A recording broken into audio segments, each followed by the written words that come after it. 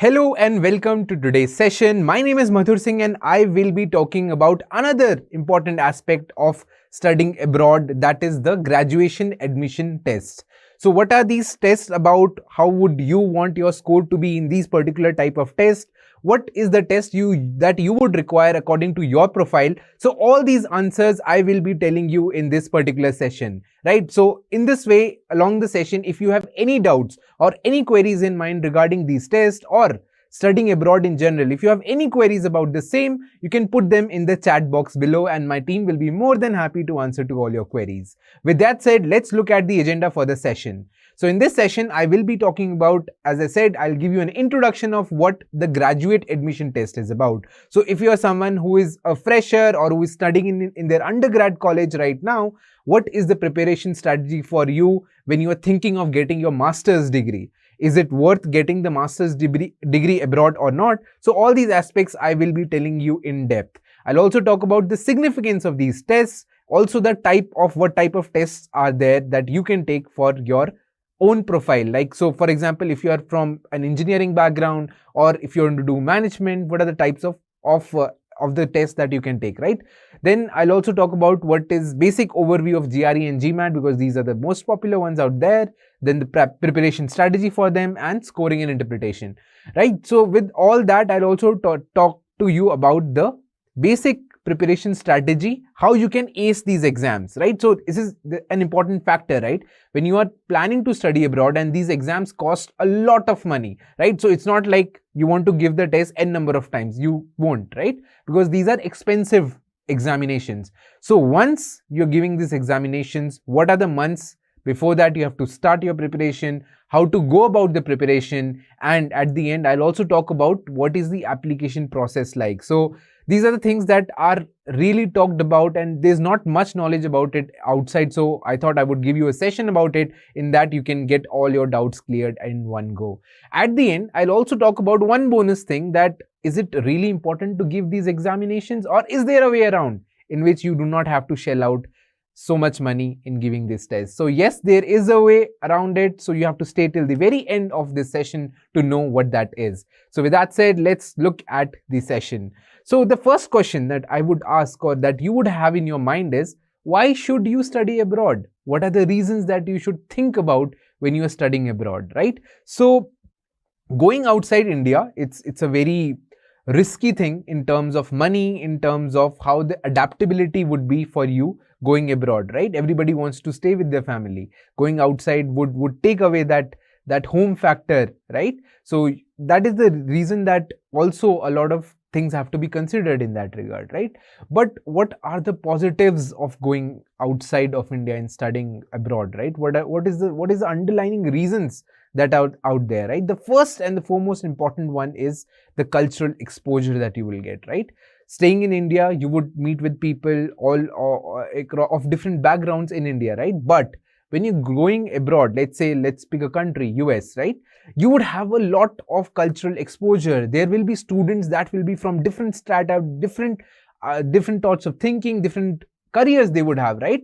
So in that, when someone you're going and sitting with someone right next to you would be of, let's say, a completely different background. So the knowledge that you would be getting from that person, and you'll be sharing your experience as well, the diversity of that thing would help you grow and build your career. And that's why it is very important to have that cultural exposure aspect. Then is the academic excellence, right? So let me consider about US, right? So the research labs that they are out there, the faculties that are there, they are top notch, and this will help you build your career, get your insights, help you innovate in a lot of aspects, right? So the academic excellence plays a big role in that. Language and communication skills, this is also one of the major factors that is the reason going out, that your communication with the rest of the world will get better and better, right? You might have a native language right here, but you're going abroad, you have to be very fluent in English, and that you will learn on the go. There's no set processes in how you would learn English, right? It's about how you adapt to situations, and with the regular usage, you will be top notch. And that is the communication skills that come into play, right? You will be working in, let's say, a lot of consulting firms out there, a lot of research labs out of there, different organizations across the world, or maybe start your own venture. So in that case, communication and language plays a key and a crucial role, how effective you are in portraying your ideas to the rest of the world. So that is also underlining reason why you should go and study abroad. Then is developing that global network, right? Maybe let's say you want to go and become an entrepreneur. You might have a lot of clients that are outside of India, right? So the networking you would build is also one of the things that would help you build your career, right? So you have to think in a very long-term perspective and not have a short-term thinking, right? Long-term perspective, build your career, build your profile in that way that would help you throughout your life, right? It should grow exponentially. These are the reasons why you should study abroad. Now, according to a survey, right, about all the students that are Indians that have gone outside, what is the key matrix that we found, right? So what we found is that USA has the most number of Indians that are studying, right? Why is that the case? Why not? Why not UK? Why not Canada? Why not Australia? They have the same figures, as you can see, right? But almost double the amount is in US. And the reason is most of the universities in the QS rankings, if you've heard, in the top 100 are from the US, right? US has a very good academic background, academic universities that are well established way long back, and they have had their curriculum updated, they have their technologies upgraded in their respective universities. That's why they are at the forefront of the technological revolution that is out there. So in that case, the advantages of studying in the US are massive. Number one is the faculties, right? Top-notch, cutting-edge technologies in the laboratory. So you would have a lot of exposure in terms of the faculties. They have diverse backgrounds. Many of them would have a lot of international exposure. Getting that mentorship from them becomes really important. So it becomes very important to have those kinds of mentors in play, the faculties in play. Networking opportunities, I just mentioned that it becomes really important for you to develop those bonds when you are studying in the US, right? So getting that network build up, getting all the things ready in your play, have your all the diversity in play at once, and have those leads or the friends that you would make out there, network with them, build something out of it, or have those network to gain some knowledge and experience out of them, right? Flexibility in course structure. This is one element that I want to pick and tell you that when you're studying outside of India, right? Let's say that you're going for business analytics, and also you are someone who is more inclined towards, let's say, robotics, right? So it's not like that you're going for business analytics and you cannot learn robotics in that university. You can. There are some of the courses that are mandatory in that particular course, let's say particular degree of business analytics. There'll be some modules, some topics that would be same, right? But you have the ability, or you have the thing in which you can get those courses from robotics department as well, right? You can modify your course structure according to what you would want, and this is very important when it comes to about having that flexibility in developing the course according to what your passion is, where your passion lies. So all these things are also at one place in the university, in the curriculum that you build, right? There are a lot of electives, open electives that are out there that you can choose from as well. Cultural diversity at campus, right? The person who's sitting right next to you in your class would have a complete different background, would have complete different set of experience that you can gain your understanding and build your career upon, right? So diversity plays a key and crucial role in developing that front. Then is advanced technology and resources. We all know that USA is the flag bearer of the technology revolution. It is the one that has all the cutting edge technologies that are out there, be it in the defense, be it in the robotics, be it in the engineering services. All these things are at the forefront in the US. So it becomes essential for you to gain that best in class knowledge that is out there in these universities. So this is all about why should you even consider studying abroad, right? Now let's come to the topic that we are discussing today, that is the introduction to graduate admission test, right? So here's the story right there. So you are, let's say, an undergrad student, or you have some experience in the corporate. Now it's time for you to get your master's degree, right? And also, I did not mention it earlier, but I'll mention it now, that it is very important to get your master's degree, especially after COVID, because we all saw how the companies during the COVID and the post-COVID era, they had a sort of recession in play, and a lot of companies were firing left, right, and center. So in that case, the ones who survived that storm, the ones that were still in those companies, were mostly the people who had higher education. That is the reason. That's why I keep telling that higher education is very, very important in today's world, right? Nobody would believe this in most of the normal sense that, yeah, okay, is a master's degree even important? Yes, it is. Why? What it tells? It tells that the particular niche that you are interested in, you have in-depth knowledge. That is what it essentially tells. And yes, it is important. So what are the things to consider, right? Let's have this in play. What are the things to consider when you're applying for any colleges outside India? There are two important factors to consider. First one being the language proficiency tests, right? TOEFL and IELTS, right?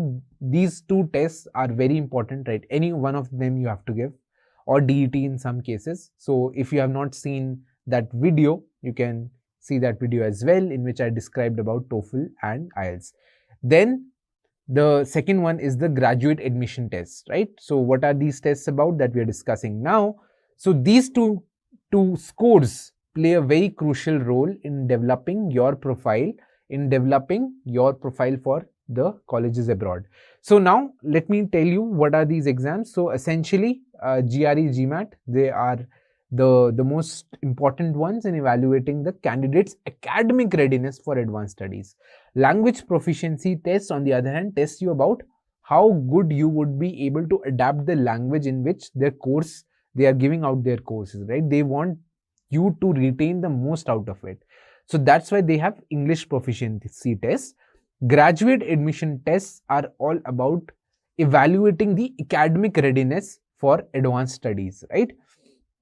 University recognize these standardized assessments provide an objective measure, and also, everybody is from a diverse educational background. Now, in that case, when you have different sort of education backgrounds, there should be one common factor to determine, okay, the basic things are covered or not, right? So giving these exams, getting those scores in, tells your basic readiness of studying higher studies in that particular country, right? So in the holistic application review, test scores complement with other materials, shaping a comprehensive evaluation. So what it essentially means is that you have a lot of factors that determine you getting selected from a university. Number one is, the first approach is statement of purpose, right?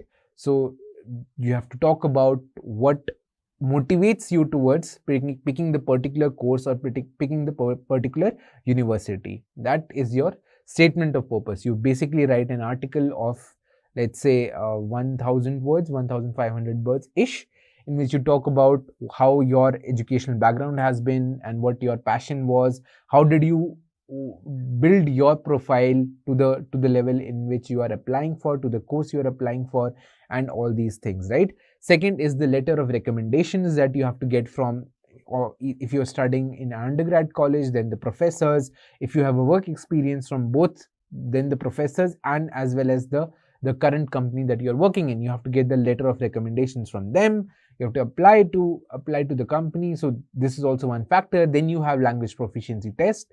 Then you have another thing called graduate admission test scores, right? So these all aspects combined together make one single profile, right?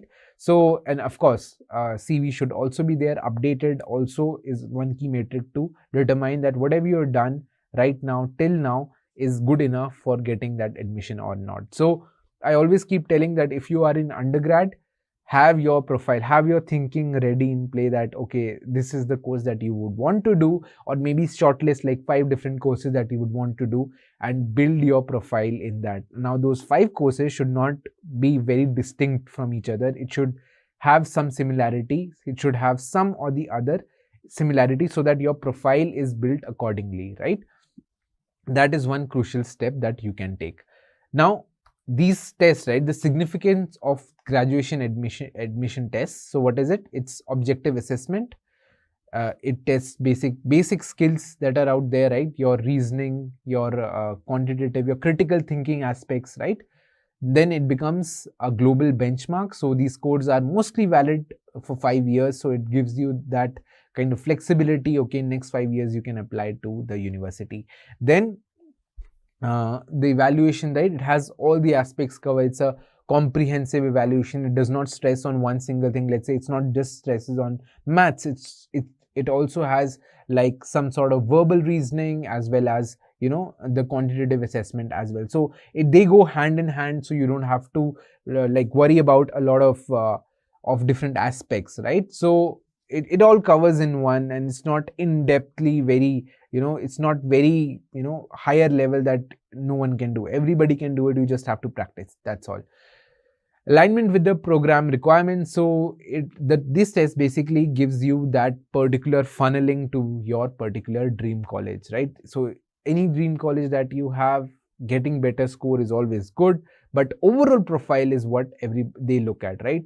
At the end, I'll tell you what their thinking is. So any college that they will be picking, let's say you're applying for an MBA in, let's say, Stanford, right? So let's say in a class there are 200 students. So from the recruiter side, now your thinking has to be from the recruiter side.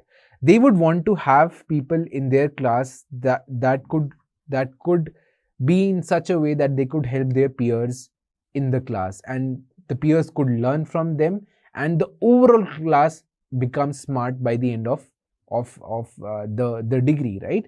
Because most of your experiences, most of your learning would be from your peers. So what the colleges look at is basically how to build those 200 students in one class, right?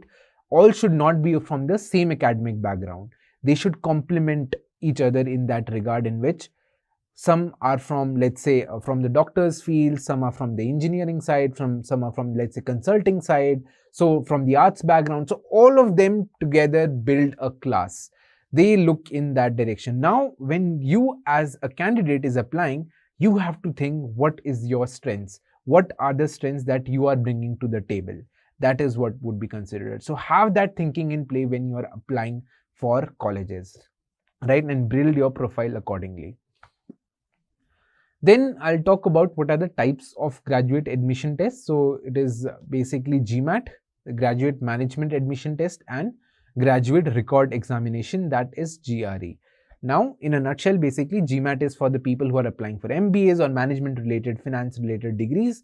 GRE is mostly for the STEM courses that are out there, right? From the engineering side, or the courses that have all these aspects. So science background is basically GRE, what they look at. MS, basically Masters in Science, right?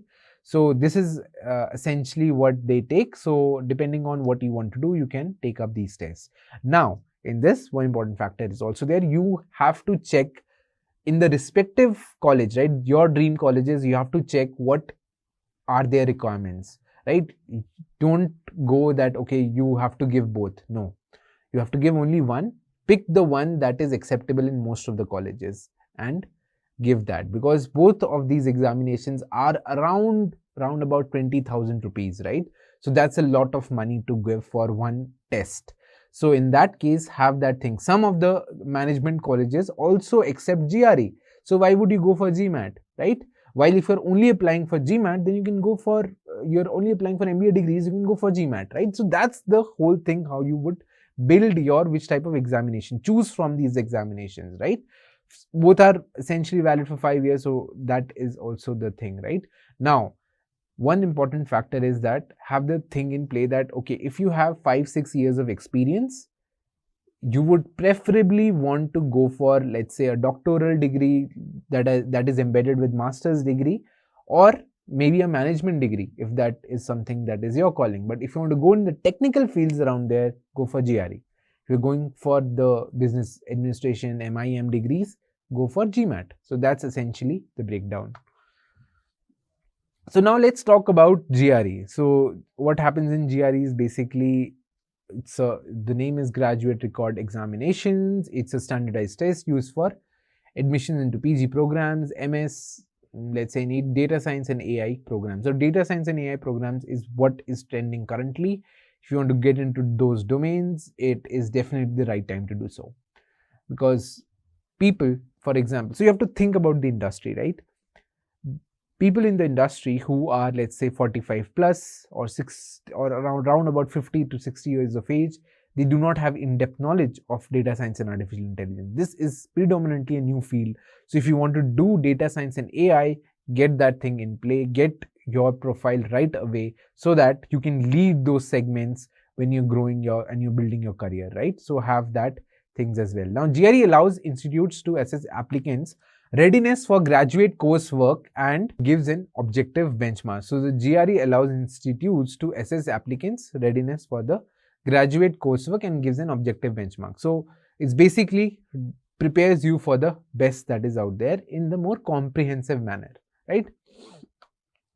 Now, what are these sections of GRE? It's basically 3: analytical writing, verbal reasoning, and quantitative reasoning, right?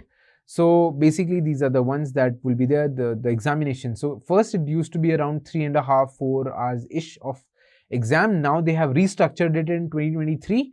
So in that from 23, so now it's basically 2 hours of examination. The maximum marks remains the same, however, that is 340. Now, what are the different things? So analytical writing, you would have one section and you would have one task to complete. The timing would be around 30 minutes.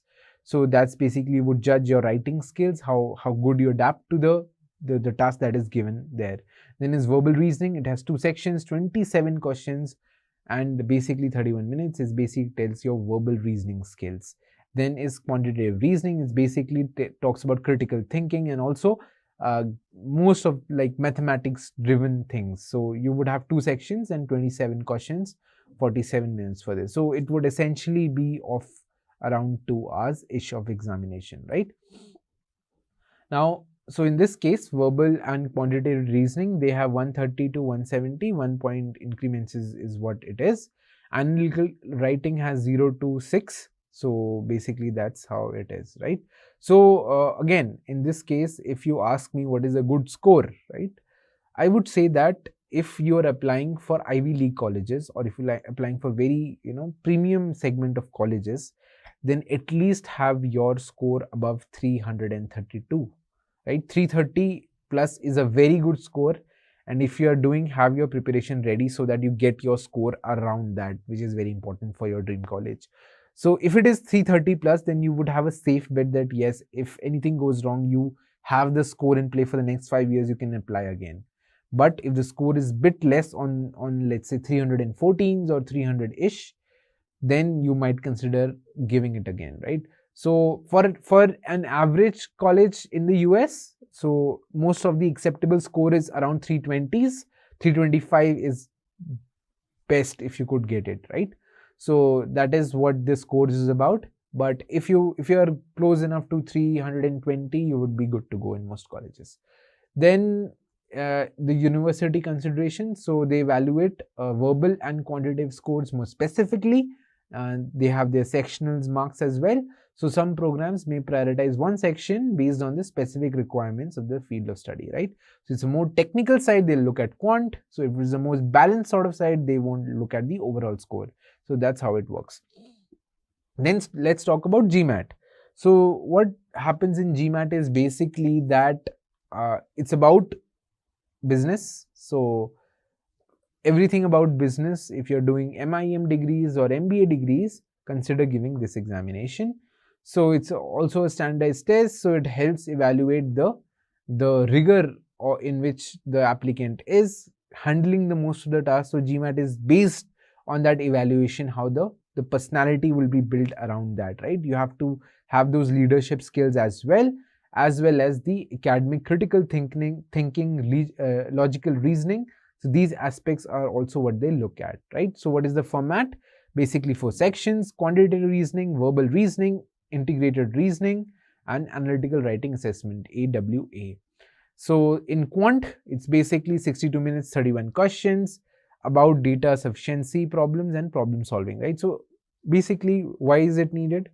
So you would have, like after MBA, what you would do? You would either start your own business or work in a leadership roles, right? So in leadership roles, what is the most important aspect is problem solving. So they would want to know in some aspect how good you are in problem solving and data sufficiency. Then is the verbal reasoning. So in that you would have reading comprehension, critical reasoning and sentence correction. Integrated reasoning, 30 minutes, 12 questions. Multi-source reasoning would be there, graphic information, two-part analysis and table analysis. So these are the aspects that would be covered. Analytical writing, so what it would include, so analysis of any argument, one topic, 30 minutes would be given to complete it. Now again, the scores would be mostly based on quantitative and verbal sections because that is what they would prioritize. So AWA would have the analytical abilities and IR would have data interpretation and all the synthesis skills that are out there, right? So logical reasoning again becomes a crucial aspect in these examinations, right? So some schools have specific score requirements for each section aligning with their desired skill sets, right? So communication skills, AWA, is crucial for evaluating the written communication skills and vital in business and management roles, right? So what else is there, right? So apart from it, how would you study for these tests? So let's talk about that. So in this case, the study procedures would be basically from two effective plans. Number one is you have to get the dates of when your exams are, right? So these exams happen almost every month or once in 2 months. You have to check the city in which you are going. So you can go to their official website and check that the same, right? Now comes the preparation strategy. So essentially it should take 30 to 60 days for you to properly prepare for these exams, right? It does not require like 6 months or 7 months, but if you have that kind of time, have a long-term approach to it. If you do not have, again, then you would not have the option to. But what I would essentially tell you, do not go in the format in which you are studying and then you will see when you're giving the exams, right? Have a date set so that you would have a target that, okay, this is the date. Let's 6 months from now, you're giving, book your date, book your slot and get ready for the examination. Start your preparations from that day. 6 months is a lot of time for these exams to completely study, get used to how the questions are, get your readiness in play, right? Adaptive learning is there. So reviewing content and practice tests. So error analysis, real test conditions, right? So you can take up mocks, right? Mocks are really important when you're giving these examinations. I already mentioned that the things that are out there these tests are very expensive, right? So when you have such an expensive examination, so why not give them with full rigor, full assessment, right? So you should have your preparations completely done during that time. So test day strategy, stress management, right? So once you have basically done all the things, once you have already set things in motion, the stress management should be better, right? So you should not get worried when you are in the examination hall and doing these things, right? So now let me talk about one of the most important aspect, that is the application process. The first step is the research requirements. What does that mean? What is the course that you are applying to, right? So if it is, let's say, an MBA, so automatically Gmat comes into picture. Apart from Gmat, what are the things that you can do to build your profile? Maybe you can pick up some consultancy project, or maybe you can just have some basic analytics done of some sort, right? Get your pet projects done. So that would also help in building up your profile. If you're working already, then that is always a plus. But have your background. So I'm talking in perspective of, let's say, engineers. So have that thing of getting your projects done, showcasing your portfolio, that is a must. Getting your CV in place is must, right? So test registration, if you have chosen Gmat, have your registration done. Prepare for the test, submit the scores. Once you have given the test, submit the scores to university. So yeah, so it automatically does not get to the university. You have to, from their website, send your scores to various universities. So if you have selected, let's say, 5 universities, you have to manually send them to 5 universities. Some of the score submission is free, some may take some kind of money to do that. Application process, submission, have your SOP, LORs, these test results, language proficiency tests. So make a folder, have all these things, have your transcripts of your undergrad and all set up before you are applying, right? Application process, like filling up the forms and all, take 1 or 2 hours to like essentially sit and fill that things once you have all those things, right? Monitor your application status, see that what are the things that are there. So if you've gotten through the course, then congratulations to you. If not, then you have to assess your applications, what is the thing and everything, and then finally once you're admitted to the college, the visa process comes in place. So all these things happens, and it is quite some effort, right? It takes a lot of effort, both in terms of monetary and in terms of having all these things synced with your timeline, right? So either you can apply for the spring one, the spring season admissions, or the fall applications. Fall applications usually are the one in which a lot of people go. That is essentially August and September, right?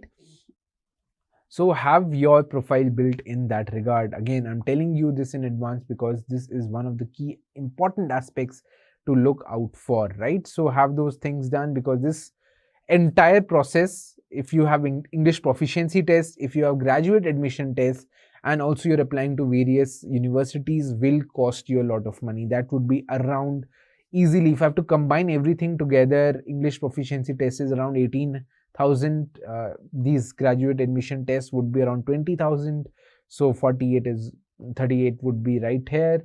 Then what else would be there? It would be about you sending your applications, right? You sending your applications to the universities. That would be another 12,000 rupees per application. So 5 such applications. So it would be around a lakh of just application fee in general. The entire getting your tests and applying to the respective colleges, that would cost you about a lakh. So now you can ask me, is there a way around? You can ask me that how can you save this kind of money and still get into the university, get into your dream college? Is there a way out? I would say yes, it is. What is that thing? It's basically Great Learning has this study abroad programs, which is in the format of hybrid study. What that means is that some part of the course you would be doing sitting at your homes in basically doing it from India.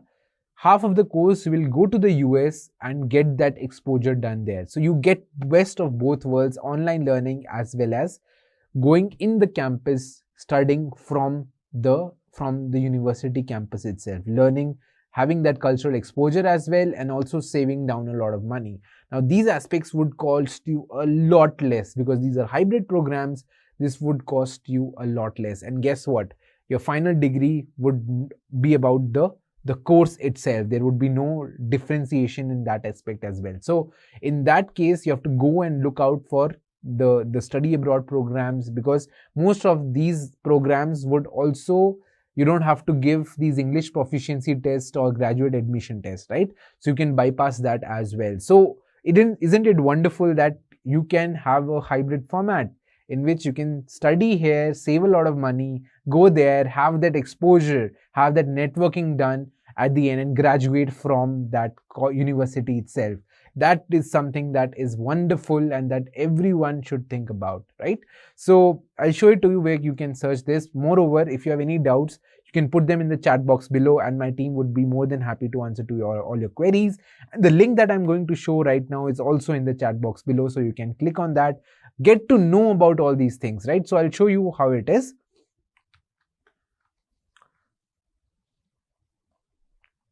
So you can type in Google Great Learning Academy, and the first link that is there, Great Learning Academy, you can go there.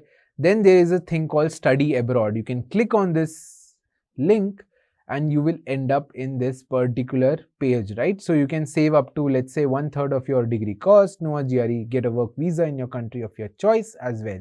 So these are a lot of different programs that are out there, right? From the top universities of the US. And they are the ones in which you would not require GRE, Gmat or TOEFL. You know, you can save a lot of money by this, right? So I would say that you should go and check out their brochure. What are they actually providing? What are the different things that are out there? What is the course structure like? So have that download brochure in play, you would get to know a lot of different things that is out there. And getting the brochure is absolutely free. So you can click on it, get your brochure in hand right now. So check this wonderful opportunity that is there, and make no mistake, these things would be the thing of the future as well, right? It is not something that is limited. You can go and get this done. You'll get the exposure as well that is required to stay relevant in the current world, to stay updated and be ahead of your competition as well, right? Master's degree is important. This is a way around that could get you your dream college with a lot less money spent over the applications, over the fee, tuition fee as well, right? So check this out, and I hope you had a wonderful session. For more such exciting things about study abroad, stay tuned to Great Learning.